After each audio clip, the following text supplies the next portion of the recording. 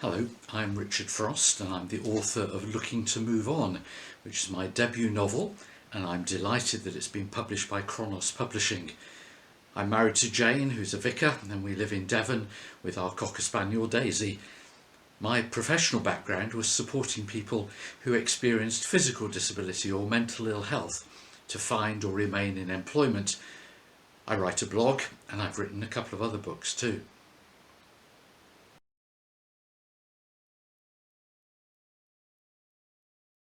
It's a contemporary story of loss and love, of grief and joy, of conflict and resolution, of tears and laughter. The title reflects the message of the book, which is one of hope over adversity, and that moving on, rebuilding life is always possible. I've had the privilege of meeting many people who experience physical disability or mental ill health or struggle with other problems, and their stories have inspired much of this one.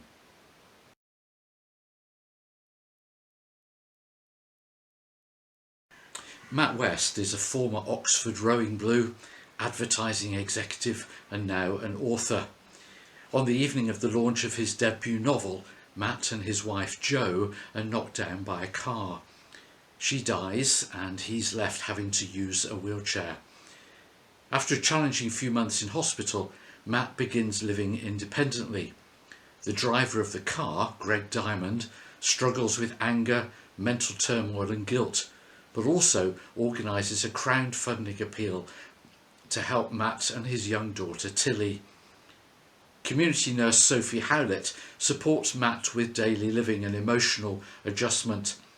She's also emerging from her latest unsatisfactory relationship, and with no one else to turn to, Sophie goes to Matt for support. Thus begins a valuable friendship as they seek to move on from what life has thrown at them. And love grows.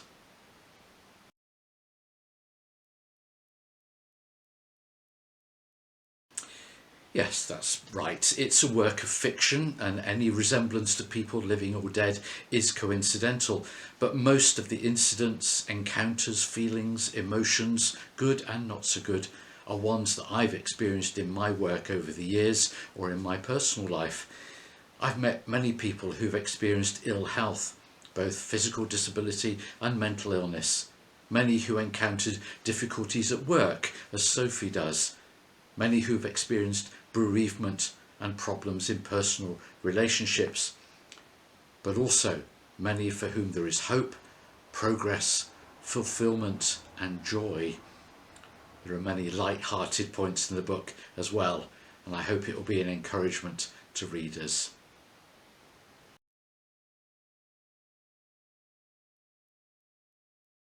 It was a lockdown surprise. I've written lots of non-fiction in the past, a couple of books, articles for newspapers and magazines, book reviews. But in lockdown I started reading a lot more fiction, and then to my surprise started writing it. Some short stories. I had a piece of flash fiction which was highly commended and published.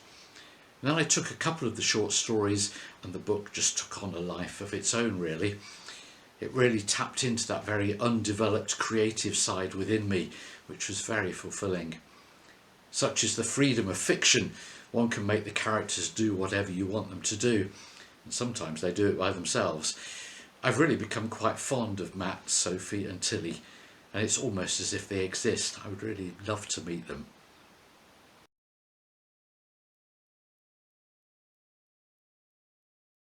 No, it's not. There's a light thread to the story relating to the character's own beliefs, and there's a funny incident in a church, but it's certainly not overtly religious. The whole story is grounded in the reality of lots of people's lives, and one can find nuggets of hope and moving on through many different ways.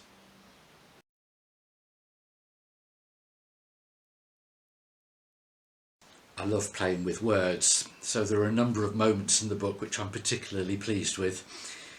But one day I was driving behind a bus and its number was 2B. So my favourite line in the whole book is, locals called the 2B the Shakespeare bus because sometimes it didn't turn up.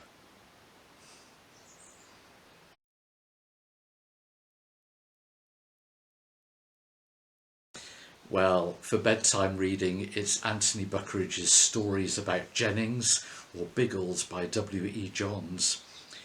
Daytime reading at the moment, it's P.D. James, Anne Cleeve, Agatha Christie.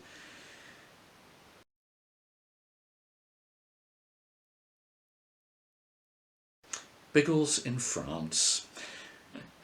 I've just finished the new Vera novel from Anne Cleeve called Rising Tide, and I've just started the third Thursday Murder Club by Richard Osman.